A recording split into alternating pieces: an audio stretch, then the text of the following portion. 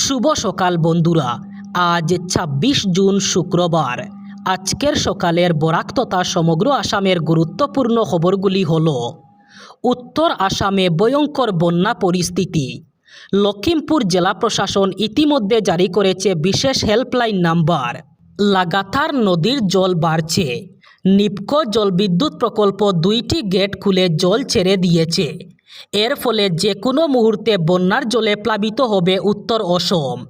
বিশেষ করে জরুরি সতর্কতা জারি করা হয়েছে লখিমপুর জেলায়। ইতিমধ্যে হেল্পলাইন নাম্বার জারি করা হয়েছে 6001888628। যে কোনো জরুরিকালীন পরিস্থিতির সম্মুখীন হলেই জনগণরা এই নাম্বারে যোগাযোগ করতে পারবেন। লখিমপুর জেলা দুর্যোগ ব্যবস্থাপনা কর্তৃপক্ষের তরফে সতর্কতা জারি করা হয়েছে। ভয়ঙ্করভাবে বৃদ্ধি পাচ্ছে রঙ্গা নদীর জলস্তর। এর জন্য নদীর কাছে যাওয়া, নদীতে স্নান করা, মাছ ধরা অথবা নৌকা চালানো এবং খড়ি ধরা সম্পূর্ণ নিষিদ্ধ করা হয়েছে। গরু, মহিষ এবং অন্যান্য গৃহপালিত জীবজন্তু নদীর পাড়ে না রাখার নির্দেশ দেওয়া হয়েছে। রাজ্যে ইউসিসি অর্থাৎ অভিন্ন দেওয়ানি বিধির বিরুদ্ধে আবার একবার মাঠে নামল জমিয়ত উলেমায়ে হিন্দ। ইউসিসি সংবিধান বিরোধী। কুরআনের মতে চলবেন রাজ্যের মুসলমানরা। ইউসিসি কেড়ে নেবে মুসলমানদের অধিকার। মুসলমানরা সকল ভারতের নাগরিক নয় নাকি? এমনই ভাষায় ইউসিসির বিরুদ্ধে এবার খুব উগরে দিল জমিয়ত উলেমা। তাদের মন্তব্য, ইসলাম ধর্মের বিরুদ্ধে একটি ষড়যন্ত্র করছে সরকার। আমরা ইউসিসি কোনোভাবেই মেনে নেব না। কুরআনের রীতিনীতি মেনেই আমরা চলব, এমন মন্তব্য করেন জমিয়ত উলেমার মৌলানা আব্দুল কাদির কাসিমি। ইউসিসির বিরুদ্ধে রাজপথে এবার নেমে এসেছে হুজাই জেলার জমিয়ত উলেমা। এবার রাষ্ট্রপতির হস্তক্ষেপ চেয়ে রাজ্যপালের কাছে প্রেরণ করা হয়েছে বিশেষ স্মারকপত্র। অরুণাচল প্রদেশে অব্যাহত ভারী বৃষ্টিপাত এবং বন্যা সদৃশ পরিস্থিতির ফলে উদ্বেগজনক অবস্থা সৃষ্টি হয়েছে। এই পরিস্থিতির প্রভাব পড়তে পারে অসমে। রাজ্যের একাধিক জেলায় বন্যার আশঙ্কা দেখা দেওয়ায় অসম সরকার বিষয়টিকে অত্যন্ত গুরুত্ব সহকারে পর্যবেক্ষণ করছে। মুখ্যমন্ত্রী ডক্টর হিমন্ত বিশ্ব শর্মার নির্দেশে মুখ্য সচিব সংশ্লিষ্ট সমস্ত দপ্তর এবং কর্তৃপক্ষকে সমন্বয় বজায় রেখে সর্বোচ্চ সতর্কতা অবলম্বন এবং প্রয়োজনীয় প্রস্তুতি গ্রহণের নির্দেশ দিয়েছেন। এক সরকারি বিজ্ঞপ্তিতে জানানো হয়েছে, সম্ভাব্য ক্ষতিগ্রস্ত জেলাগুলির প্রশাসনকে সতর্ক অবস্থায় থাকতে এবং সময়মতো প্রতিরোধমূলক ও ত্রাণমূলক ব্যবস্থা গ্রহণের জন্য নির্দেশ দেওয়া হয়েছে। বিজ্ঞপ্তিতে আরও বলা হয়েছে, এসডিআরএফ, এনডিআরএফ এবং অন্যান্য জরুরি পরিষেবার দলগুলিকেও প্রস্তুত রাখা হচ্ছে। নদী তীরবর্তী ও বন্যাপ্রবণ এলাকাগুলির উপর নজরদারি জোরদার করার নির্দেশ দেওয়া হয়েছে। একই সঙ্গে সাধারণ মানুষকে সাবধান থাকার আহ্বান জানিয়ে প্রয়োজনে স্থানীয় প্রশাসনের পরামর্শ অনুযায়ী নিরাপদ স্থানে আশ্রয় নেওয়ার পরামর্শ দেওয়া হয়েছে। অসমের মুখ্যমন্ত্রী হিমন্ত বিশ্ব শর্মার বিরুদ্ধে আবার একবার তীব্র আক্রমণ শানালেন All India United Democratic Front অথবা এআইইউডিএফ প্রধান বদরুদ্দিন আজমল। তার অভিযোগ, মুখ্যমন্ত্রীর লাগাতার বিভেদমূলক বক্তব্য এবং নীতিগুলোর কারণে রাজ্যের মুসলমান সম্প্রদায়ের মধ্যে একটি চরম ভয় এবং নিরাপত্তাহীনতার পরিবেশ তৈরি হয়েছে। আজমল দাবি করেন, বর্তমান রাজনৈতিক পরিস্থিতির কারণে সংখ্যালঘু সম্প্রদায়ের মনে তীব্র নিরাপত্তাহীনতা তৈরি হয়েছে। তারা রাজ্যের শান্তি এবং উন্নয়নের পক্ষেই রয়েছেন। রাজনৈতিক উত্তেজনা থাকা সত্ত্বেও মুসলিম সমাজ সামাজিক সম্প্রীতি বজায় রাখতে সম্পূর্ণ প্রতিশ্রুতিবদ্ধ। এদিকে আগামী ডিজিটাল জনগণনার প্রসঙ্গে অসমের মুসলিমদের একটি বিশেষ বার্তা দিলেন বদরুদ্দিন আজমল। তিনি রাজ্যের মুসলিম সম্প্রদায়কে আহ্বান জানিয়ে বলেন, তারা যেন জনগণনার ফর্মে নিজেদের মাতৃভাষা হিসাবে অসমিয়া উল্লেখ করেন। তার মতে এটি অসমিয়া সংস্কৃতির সঙ্গে মুসলিম সমাজের মেলবন্ধনকে আরও দৃঢ়ভাবে প্রতিফলিত করবে।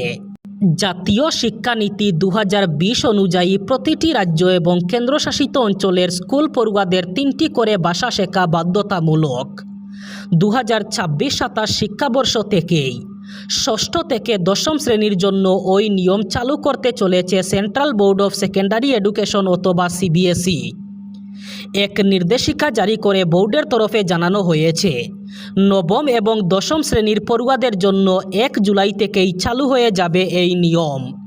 অর্থাৎ এখন 3টি ভাষায় পড়তে হবে নবম এবং দশম শ্রেণীর পড়ুয়াদের। জাতীয় শিক্ষানীতিতে পড়ুয়াদের স্থানীয় সংস্কৃতি সম্পর্কে ওয়াকিবহাল করতে 6ষ্ঠ থেকে দশম শ্রেণী পর্যন্ত মাতৃভাষার পাশাপাশি 2টি ভাষা বেছে নেওয়ার কথা আগেই বলা হয়েছিল।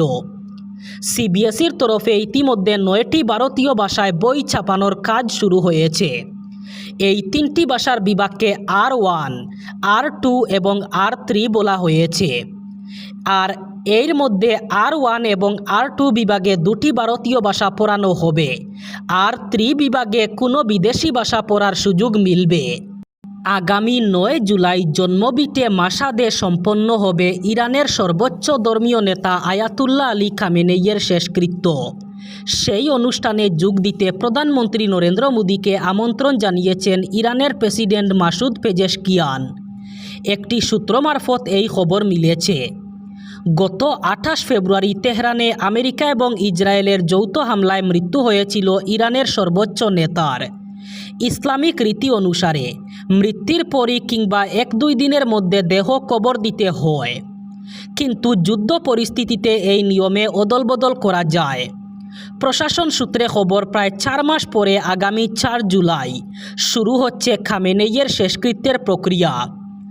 9 জুলাই তার বাড়ি মাশহাদে সমাধিস্থ করার মাধ্যমে সমাপ্তি হবে সেই অনুষ্ঠানের। দক্ষিণ আমেরিকার দেশ ভেনেজুয়েলায় ভয়ঙ্কর জোড়া ভূমিকম্পে ব্যাপক ধ্বংসযজ্ঞ।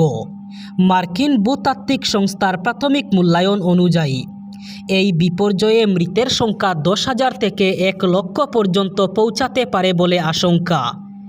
ইতিমধ্যেই রাজধানী সারাকাস সহ একাধিক এলাকায় বহু বাড়ি এবং বহুতল ভেঙে পড়েছে। স্থানীয় সময় বুধবার 2টি শক্তিশালী ভূমিকম্প আঘাত হানে। প্রথমটির মাত্রা ছিল 7.2 রিক্টার স্কেল এবং কয়েক সেকেন্ডের মধ্যেই আরও শক্তিশালী 7.5 মাত্রার দ্বিতীয় ভূমিকম্প অনুভূত হয়। কম্পনের কেন্দ্রস্থল ছিল রাজধানী সারাকাসের পশ্চিমে, ক্যারিবীয় উপকূলের কাছে। ভূমিকম্পের জেরে আতঙ্কে হাজার হাজার মানুষ ঘরবাড়ি ছেড়ে রাস্তায় নেমে যান। প্রত্যক্ষদর্শীদের দাবি, সারাকাসের একাধিক আবাসিক ভবন ধসে পড়েছে। ক্ষতিগ্রস্ত হয়েছে দেশের প্রধান আন্তর্জাতিক বিমানবন্দর।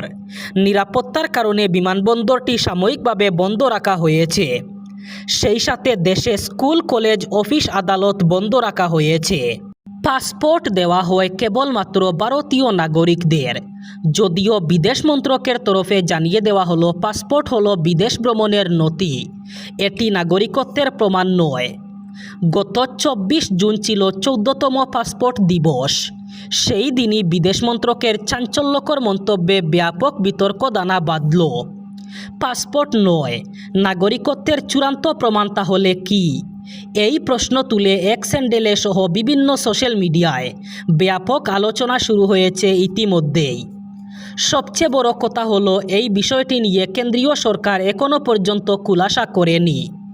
বিদেশ মন্ত্রকের এক আধিকারিক বলেন, পাসপোর্ট প্রাথমিকভাবে আন্তর্জাতিক ভ্রমণের জন্য একটি জরুরি নথি। এর অর্থ হলো কেবলমাত্র পাসপোর্ট থাকলেই তা নাগরিকত্বের প্রমাণ হিসাবে গণ্য হবে না।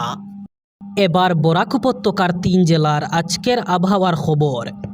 আজ 26 জুন শুক্রবার বরাক উপত্যকার 3 জেলায় গরমের সাথে সাথে বৃষ্টির সম্ভাবনা। আজ শিলচর কাছাড়ে সর্বোচ্চ তাপমাত্রা থাকবে 32 ডিগ্রি সেলসিয়াস এবং সর্বনিম্ন তাপমাত্রা থাকবে 27 ডিগ্রি সেলসিয়াস। শ্রীভূমি করিমগঞ্জে আজ সর্বোচ্চ তাপমাত্রা থাকবে 32 ডিগ্রি সেলসিয়াস এবং সর্বনিম্ন তাপমাত্রা থাকবে 27 ডিগ্রি সেলসিয়াস। একইভাবে হাইলাকান্দি জেলায়ও আজ সর্বোচ্চ তাপমাত্রা থাকবে 32 ডিগ্রি সেলসিয়াস এবং সর্বনিম্ন তাপমাত্রা থাকবে 27 ডিগ্রি সেলসিয়াস। এই ছিল আজকের সকালের গুরুত্বপূর্ণ খবরগুলি। ভিডিওটি অবশ্যই লাইক করবেন এবং চ্যানেলটি সাবস্ক্রাইব করবেন।